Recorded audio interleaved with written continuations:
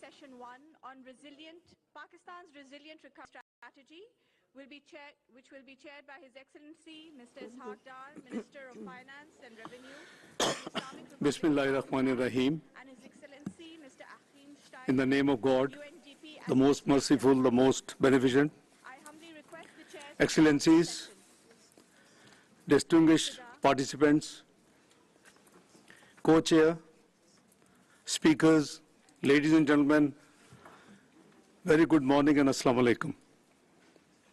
It's a great privilege to be part of this important plenary focused on Pakistan's resilient recovery strategy. I would like to express my gratitude to the Administrator, United Nations Development Programme, Mr. Achim Steiner, representative from the World Bank Group, all other multilateral institutions for the support to Pakistan during this most critical time. Thanks are also due to our bilateral partners, friendly countries, NGOs, and civil society organizations. You would have seen in the opening session the scale of recent flood disaster which took place in Pakistan.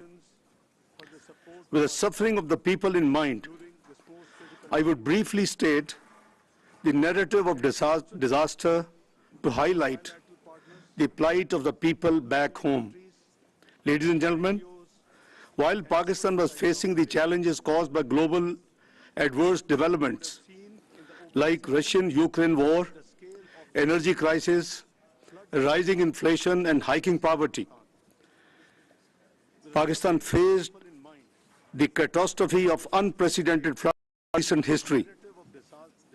Allow me to reiterate the widespread damages caused by the floods in Pakistan. Last year, the heavy monsoon rains, 6 times of the average of the past 30 years, caused huge flooding and devastation, especially in the provinces of Sindh and Balochistan. The damages were extensive, with 33 million people affected, over 1,700 lives lost, 13,000 injuries, millions of women and children becoming vulnerable. A total of over 13,000 kilometers of roads and 440 bridges were destroyed, while 5 million acres of crop were damaged.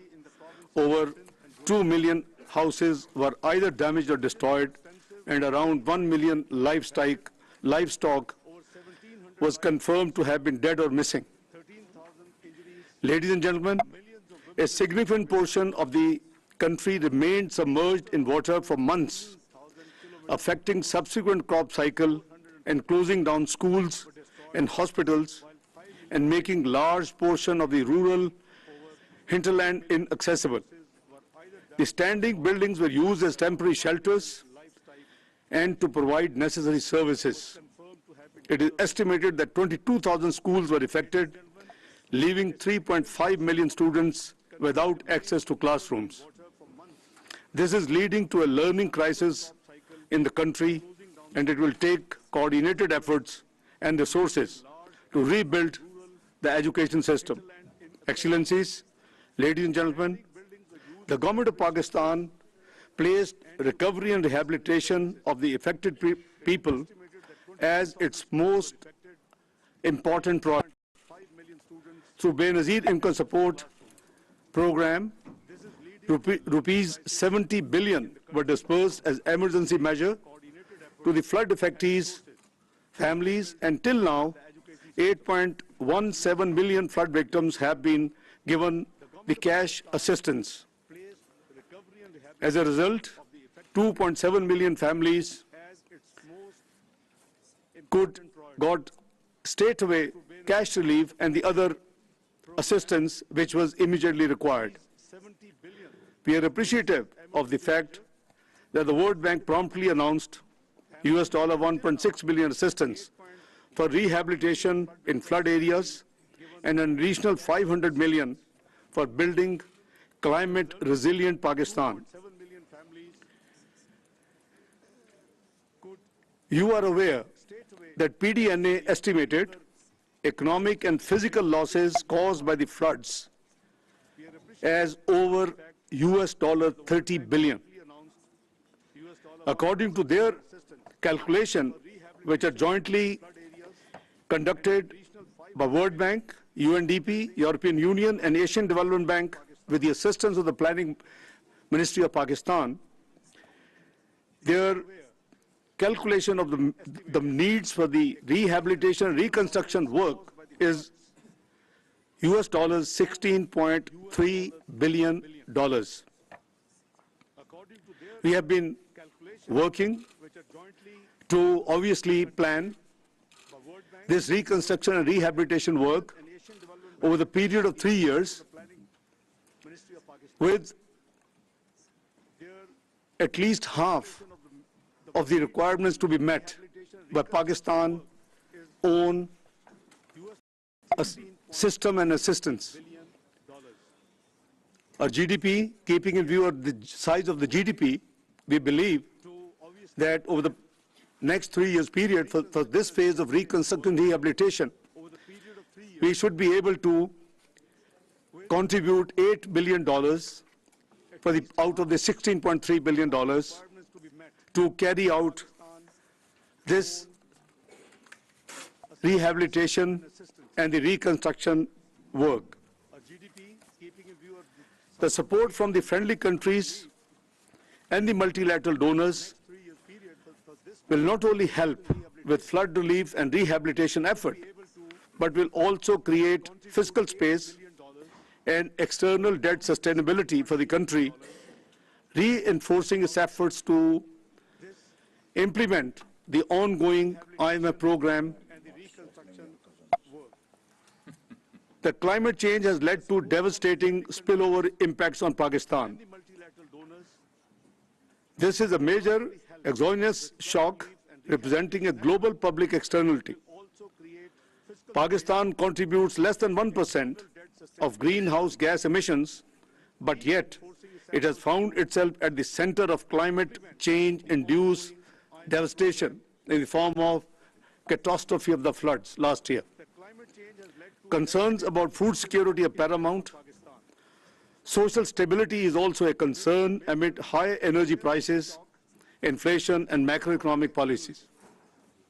Excellencies, ladies and gentlemen, I want to make it clear that Pakistan remains committed to its international obligations and is on track regarding our macroeconomic fiscal reform agenda, which focuses on increasing our revenues, increasing on social sector programs, decreasing expenditure wherever we can moderate, and creating thereby more fiscal space for the reconstruction rehabilitation phase, which we have to undertake in the next 3 years.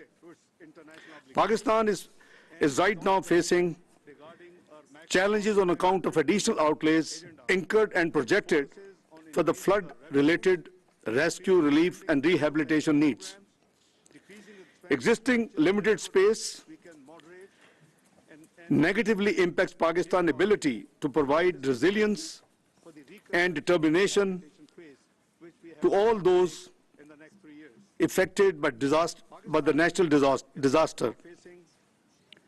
While appreciating the resilience and determination of the people of Pakistan, it is obvious that they need help and global cooperation, which we are thankful to all those who have been extending and communicating to us. Pakistan is carrying out the fiscal reforms necessary for long-term recovery and sustainability. However, we believe that we urgently need short-term assistance as we navigate through a number of challenges. We hope that our friends, partners, and supporters, as always, stand with us by providing the required assistance during this most critical phase of Pakistan. Excellencies, ladies and gentlemen, Pakistan's urgent expectations from this conference is not only merely a commitment of resource for rehabilitation and reconstruction in the short to medium term, but also we are looking forward for for on-budget inflows and assistance during the remainder of the current fiscal year, in order to make it possible for the government of Pakistan to continue providing the much-needed relief to the flood affectees of 33 million people in Pakistan. Let me say a few words that, if considered appropriate by our friendly countries, debt swaps and other use of financial instruments tied to reallocation of equivalent domestic budgetary resources would also free up the resources to be spent for this noble purpose. We must remember that we are in this fight against climate-induced disaster together. There is only one world, and we must work together to support each other in times of crisis. Pakistan is extremely grateful for the support of the international community as we strive to recover, rehabilitate, and rebuild. At the end, I would like to extend our heartfelt gratitude to all those friendly countries, United Nations, World Bank, Asian Development Bank, Asia Infrastructure Investment Bank, Islamic Development Bank, and all other multilateral institutions, NGOs, and donors, without whose help we could not have been able to deal with this catastrophe which Pakistan just faced in 2022. I'm extremely grateful to all of you, and thank you for patience listening. God bless you all. Thank you. Very kind.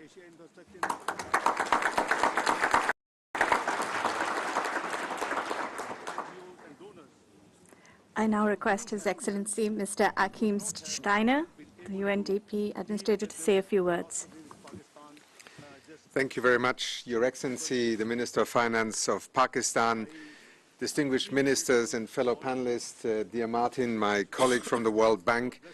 Let me also, on behalf of the United Nations Development Programme, join the Secretary General and my co-chair in welcoming you both to this meeting here, but also to an attempt to break new ground. I was just looking at the presence of ministers of Pakistan on this podium. If you look from left to right, I think you will recognize that we are living in a different age in which climate change, natural disasters, economy, planning, and indeed the development pathways of countries are being rewritten by circumstance, sometimes by design at others, by disasters on other occasions. Just a few months ago, Pakistan endured one of the most destructive climate-induced disasters in recorded history. We have heard from the Prime Minister, the Foreign Minister, from you, my dear co-chair, just now, some of the numbers. But behind those numbers lie destroyed livelihoods, lost lives, but above all, the extraordinary challenge of how do you restore hope when you are faced with such a gigantic task. And to do so on the back of a reality where Pakistan, like virtually every other country over the last 2-3 years, was just emerging from COVID-19, a pandemic, and all that it did to our societies. Today, the floodwaters may have partially receded, but what remains is a monumental moment of reckoning for the entire world. The Secretary General spoke to it, the Prime Minister, and so together with international partners, including the United Nations, Pakistan is now undertaking an urgent and extraordinary initiative to save lives, restore livelihoods, and rebuild the nation. Pakistan, as you just said, Minister, faces a long road to recovery. The wider world faces a choice, because the truth is that these events are increasingly predictable, and only the latest in a series of such disasters in Pakistan and beyond, historic climate events that are becoming the new normal. Today, on the 9th of January, we are meeting. Look to the east in Australia, extraordinary flood events. Look to the west in California, extreme weather events. Look to Central Europe, and people are wondering what happened to snow in winter. We are living in profoundly changing times. And in Pakistan, at this moment, we have an opportunity to choose a new direction with an innovative model for international cooperation. And I have to say that when just a few weeks ago we began an intense effort of convening and organizing this conference here, framed not as a pledging conference, but really as a conference about how we move beyond reacting to every disaster by having just an emergency response. This conference is being convened by Pakistan and the United Nations with a different logic and also a different aspiration. And I hope that by the time that you leave this conference venue this evening, you will feel reassured that the call to the world that Pakistan sent out to friends, supporters, partners to step up at this critical moment has actually been responded to. A few weeks ago, that was not at all self-evident. I must say today I feel extremely excited about the prospect of framing a new form of response and partnership. It is time to step up and support the long-term, the systems-based approaches to recovery when disaster strikes again. Pakistan, and that is a recognition that I think the world also recognized, is not in its plight alone. And indeed, it is not even in the broader context of climate change one of the most significant emitters, less than 1%. And yet it is, in terms of its ranking on the Global Climate Risk Index, the 8th most vulnerable country in the world. And to those who say, well, is climate change and flood events really linked? How else would you explain what Pakistan in just one decade has been experiencing, not in terms of just on its own, but remember the images of the last 12 months, of forest fires, of droughts, of floods, of extreme weather events, hurricanes, typhoons. This is the new normal, and we need to, as an international community, find a way in which we together can respond to this new normal. The government of Pakistan, as you have also laid out just now, is doing its part in recovery and reconstruction, but it will need financial and technical support to tackle the massive development challenges that lie ahead, including building the systems for resilience. Advancing reconstruction of this type will require fiscal space on the back of COVID-19 that is currently severely constrained in Pakistan, as you also said, Minister. Creating this space will require new pathways for support, including private sector investments facilitated by innovative financial instruments, including the de-risking of private capital and support for a pipeline of broader investment opportunities, including some of the innovative forms that you mentioned just now. Here and now, that process must begin with new investments in climate resilience, broader coalitions of partners, and just a look around this room and the announcements you will hear today will, I think, illustrate that this is not a desired future. It is now becoming, through the experience that Pakistan has gone through, a reality that we all are part of. And critically, collective responsibility for the shocking loss and damage from which no nation will be immune in the future, as also the Foreign Minister of Switzerland pointed out in his opening remarks. Assessing the extent of damages and losses has been a pivotal part of this joint response under the leadership of the Ministry of Planning, Development and Special Initiatives, the United Nations, together with the Asia Development Bank, the European Union and the World Bank, and our UN sister agencies also in the UN country team, work together with you to complete the post-disaster needs assessment, the foundation for today's framework for recovery. And it identified some 16 billion in urgently needed financing to support the recovery. The assessment directly informed this resilient recovery, rehabilitation, reconstruction framework, the 4RF. We always have strange ways of baptizing these very real things into very technocratic language, but 4RF it is. A comprehensive policy-based approach comprising sectoral interventions, public and private sector financial strategies, and implementation and monitoring arrangements. We now look forward to the presentation of this framework, and I also want to particularly thank His Excellency Professor Ahsan Iqbal, the Minister of Planning, Development and Reform of the Islamic Republic of Pakistan, for the excellent partnership that we as an international community, and I think, Martin, I speak on your behalf as well, have enjoyed in working together under great pressure, but also with great purpose and direction in the last few months. Thank you so much.